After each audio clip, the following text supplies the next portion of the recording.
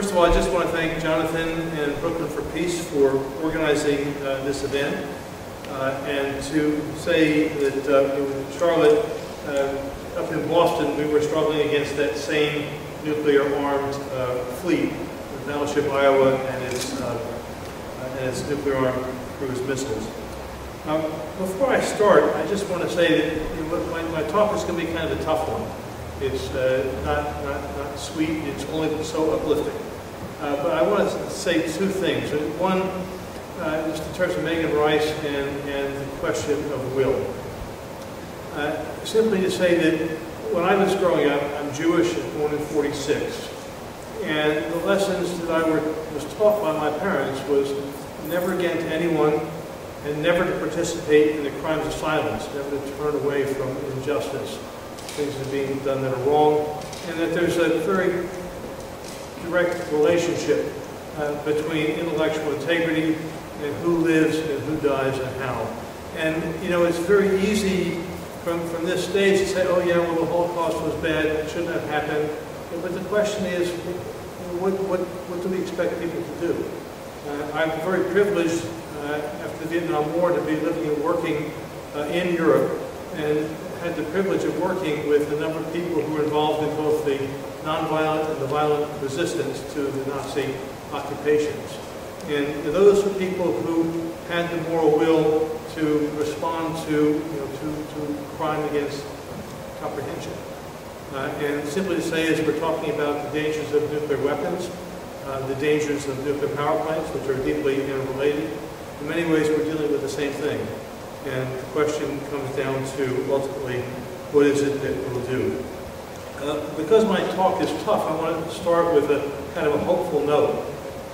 Last Saturday, a young woman that I've been working with, she'd organized an event on the International Day for the Complete Elimination of Nuclear Weapons last Saturday. All over the world, this day happened, called for by the United Nations. And there was a lot of music. It was really oriented to bring young people in, but she also had some of us older characters there. One of whom was a senior physicist from MIT, and he said, look, afterwards he said, can you come over to my house for dinner? We have some people over for dinner. Well, actually, it was using the food to get people in. And there's this meeting of maybe about 5 senior scientists from MIT, a number of postdocs, a number of doctoral students, mostly in physics or in artificial intelligence, and surprisingly, some people from both the Harvard and the MIT business schools. And they were there to talk about what they could do to reduce or eliminate nuclear weapons in a place that wouldn't really expect that to happen. I'll come back to say a little more about that, but simply to say that, as we're not a big group here, gathered on a rainy night, I want you to appreciate that other people are doing good things here in the United States. So Jonathan gave me not exactly the easiest task to respond to. The email he sent me said, how is the world responding to the lack of progress of the Nuclear Non-Proliferation Treaty, and what efforts are being done either within or outside of the legal framework to press for disarmament? That's my charge. So simply to say I was last here in the run-up to the Nuclear Non-Proliferation Treaty. I'll say more about that treaty in a little bit. But I do want to appreciate what Brooklyn for Peace did in helping to basically mobilize people to be part of about 8,000 people or so. And I'll say a little more about what we did, but just to appreciate that. The first slide we have, I'm sort of in the way of it, to figure this one out. Most people who are aware of Hiroshima and Nagasaki tend to think that the last use of nuclear weapons was Nagasaki. But the truth of the matter is, as you see on the chart here, that the United States has prepared and threatened to initiate nuclear war at least 30 times since Nagasaki. In some cases, we have flown during '69, during the Vietnam War, Nixon's madness approach. We even had nuclear weapons in the civilian airports here in New York, right? I think you may have seen the thing about the nuclear weapons accident in North Carolina. It could get quite dangerous. You know, we've been in situations where Cuban Missile Crisis. In one case, when the order was to the Navy, no depth charging, because an offer had been made to Khrushchev. Kennedy wanted him to have time to think it over, but folks in the Navy thought this is the best opportunity to practice depth charging. And so they were depth charging Russian submarines in the Caribbean. Well, the reality was that some of those, at least one of those submarines, had nuclear-tipped torpedoes. And as the depth charging is happening, they're losing oxygen in the submarine. They're about to go down. And Russian sailors and soldiers, just like our sailors and soldiers, you know, they're committed to their country, they're committed to winning, and if they're going to go down, they're going to take somebody else with them. Fortunately for us, the Russian doctrine was that the nuclear weapons could only be launched if all three of the commanding officers on the ship agreed to do so. Two of the three wanted to do so, but one said no, and as a result, we're meeting here today. So, simply to say that, you know, the concentration has been for U.S. domination of the Middle East and to maintain its power in Asia and Pacific. I mean, most of us aren't aware of the 4 nuclear threats made against Vietnam, for example. My book, Outside and Back, Empire and the Bomb, goes into detail about how this has been used and those incidents. But the other question is going to be how I'm going to advance these slides. That's a good question. Number 2? Yeah, so we go to the next one here. So this is a slide actually that was shown last Saturday evening by the physicist who had us at his home. He had a number of slides in which, so we used to believe this, but oops, we learned this. For example, oops, we learned about nuclear winter.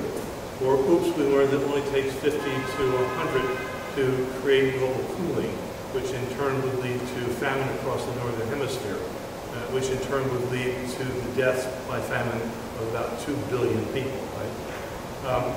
This was more frightening than that, because what you see here is the consequences of a single very powerful hydrogen bomb with its electromagnetic pulse, which, I'm trying to remember what the next one on here is. Can I find the next one? Let's see if I...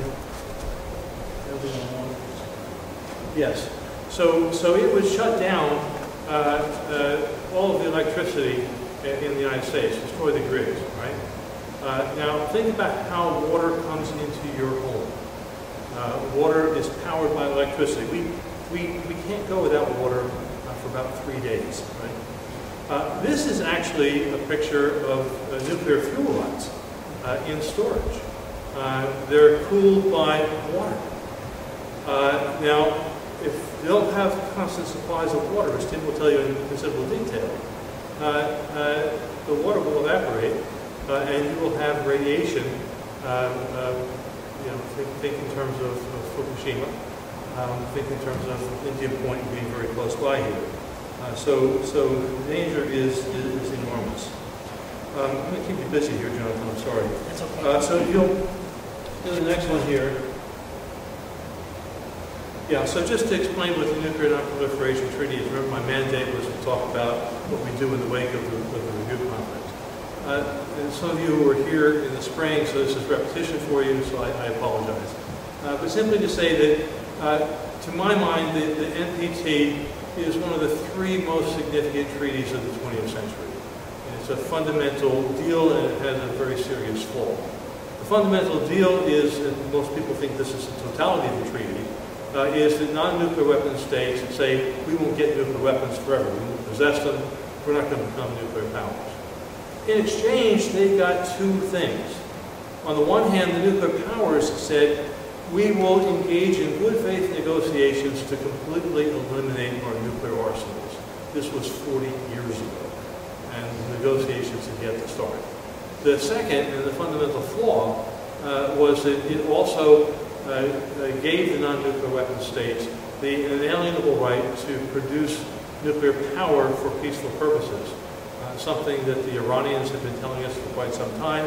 And before they developed their bombs, the North Koreans were telling us the same thing. Every part of the deal here is that every 5 years, the signatories, which is almost every government in the world, minus Israel, come together at the United Nations to review the implementation of the treaty. And so they can hold one another accountable to its terms. And it provides those of us working for human survival through the abolition of nuclear weapons an opportunity to press and to kind of reinforce those governments who are pressing the nuclear powers to fulfill their legal and moral obligations. So this is what we were about. Jonathan, keep your work in here. So a little bit of what we did here. We did a lot of outreach to young people and mobilizing through social media. We organized a major international conference, which was held at the Cooper Union. Among the speakers was Angela Kane, the High Representative for Disarmament at the United Nations. We honored a couple of the outstanding A-bomb survivors. I think they had like 48 workshops. And the first night was really quite remarkable. You can find it on our webpage.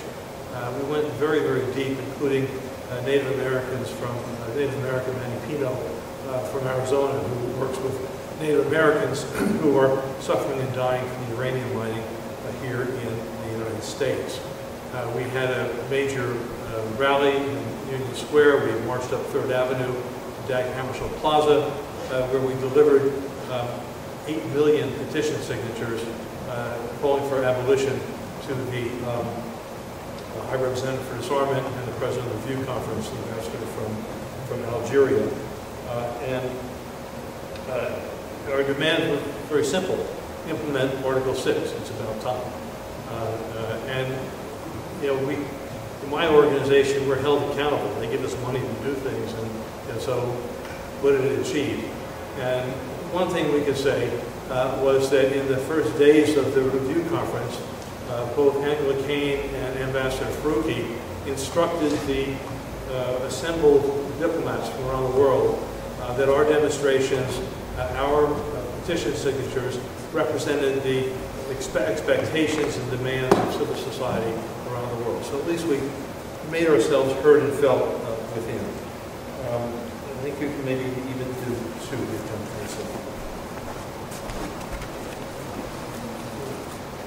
this is the presentation of the petitions. Keep going. So I think one of the things Jonathan wanted me to talk about was our future strategy. And there's a part of me that just feels badly because we have a strategy meeting planned for October 12th. So the timing isn't great. But one of the things that we did decide to do was we pulled together this international network. I mean, it's major disarmament, peace organizations from the United States, from Europe, from Japan, but also we integrated groups working for social and economic justice, environmental sustainability, and climate change. And I think what we think is unique about what we're doing is a recognition that most siloed movements don't prevail. And a recognition that if we're going to prevail, we have to integrate our issues, we have to both analytically and integrate movements. It's not easy, we don't have the simple answers about how to do it, but I can tell you at our conference, 2 of our speakers were ministers from Ferguson, Missouri, and trying to build and integrate our way forward. So as we decided to kind of continue, one of the things we decided to do was last month, we have this week, the September 21st is the International Day of Peace, called by the UN, the 26th, the International Day for the Complete Abolition of Nuclear Weapons. And so we called for local groups around the world to hold activities to kind of keep them moving, keep the focus where we're going. There are web pages that the group called Unfold Zero took the lead on it. And that's also the date that another man, also Russian, saved humanity, Colonel Petrov, who when all the technology on the Russian side said they were being attacked by U.S. missiles. It was his job was to push the button to notify the Kremlin. So 5 minutes later, they could push the buttons and we wouldn't exist. And he looked at this and he said, I just don't think so. And so he didn't push the button. He was ultimately demoted for not doing that.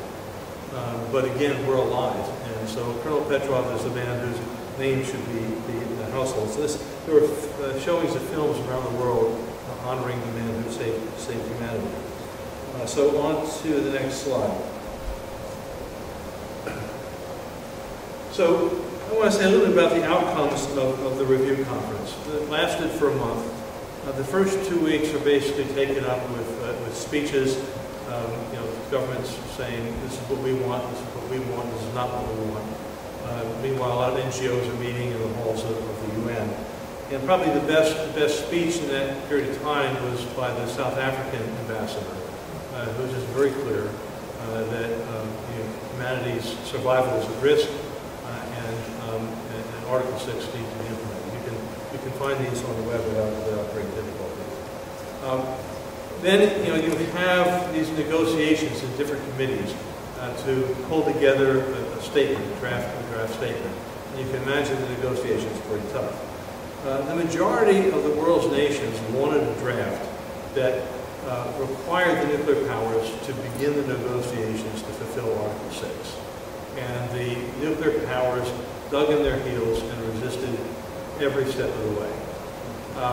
It was thought that they had a final document, and word went out by email and otherwise that the final declaration would be read in the General Assembly, and we could watch it on live stream at such and such a time. So I'm in my office in Cambridge, I've got my computer on, and there's nothing happening.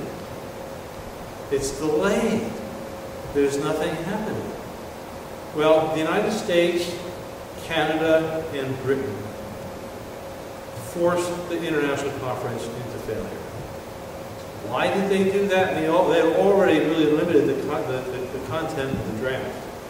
But the one element that they had committed to in 2010, they had committed to in 1995 when the NPT was indefinitely extended, was to hold a conference toward the creation of a Middle East nuclear weapons and weapons of mass destruction free zone.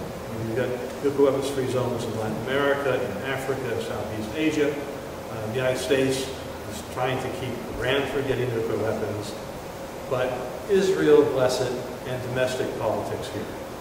And so the Obama administration, with its commitment to a nuclear weapons-free world, sank the NPT review conference. And there's consequences for this, because it reduces the credibility, the sense of legitimacy of the NPT. Countries, and I'll come back to this in a minute, countries and people around the world are increasingly frustrated that it's not being implemented. There was one major achievement. Next slide. There was one major achievement.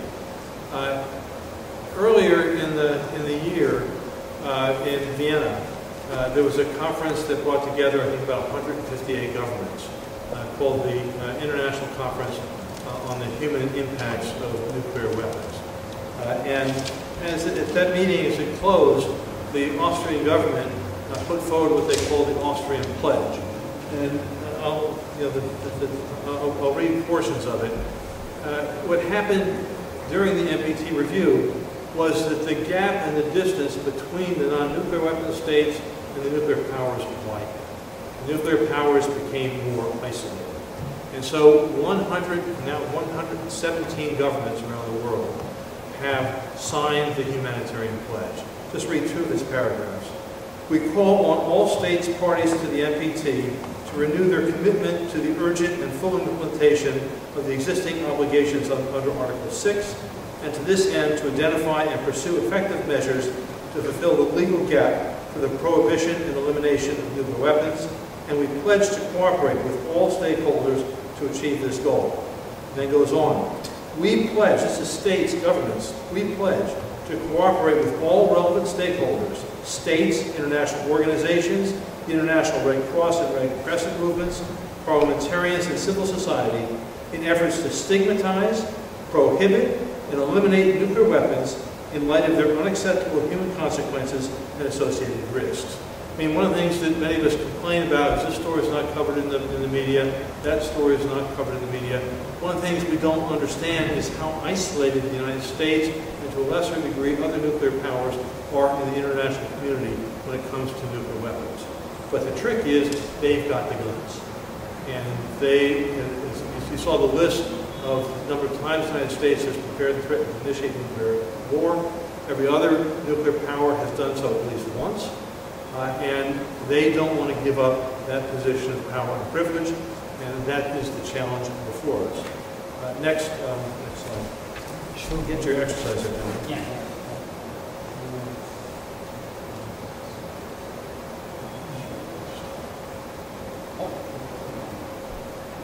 Moving on the other side. Oh, right forward.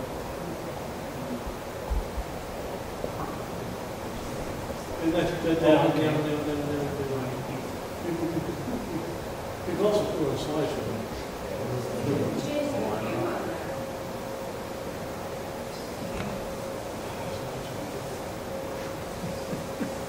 We want to put it down over here. On your left. Scroll it down. There you go. Okay. Send the next one. There we go. All right. Okay. So here you have the text of Article 6, just so you know what the legal obligation is. Each of the parties to the treaty undertakes to pursue negotiations in good faith on effective measures relating to cessation of the nuclear arms race at an early date and to nuclear disarmament, and on a treaty on general complete disarmament under strict and effective international controls. One of the things that this communicates is that the nuclear powers aren't going to give up their weapons in a situation in which they feel threatened. So that there's a very close relationship between our need to work for international peace and our work for nuclear weapons abolition. Keep on going, John. So this moves us into the current moment, right? So really, in some ways, since the NPT review, but it began before, we've entered into a new era of confrontation between the United States and Russia. The central element we think of is Ukraine, but we need to appreciate what it was that sparked this era of confrontation. In 1990, I believe it was, after the collapse of the Berlin Wall, Bush and Gorbachev made a deal. And the deal was that German reunification could take place on West German terms. But in exchange, NATO would not move 1 centimeter closer to Moscow. Well, since then, beginning with my classmate Bill Clinton, we've been moving it closer and closer and closer, right to the Russian border. Now, for us, this doesn't seem like very much. But if you're a Russian and you know anything about your history, you'll remember that it was Napoleon who came from the West and invaded Russia. Then it was the Kaiser who came from the West and invaded Russia. And then it was Hitler who came from the West and invaded Russia. So we are all very good people, very good democratic people in the United States and NATO. We never do anything wrong, and we can always be trusted.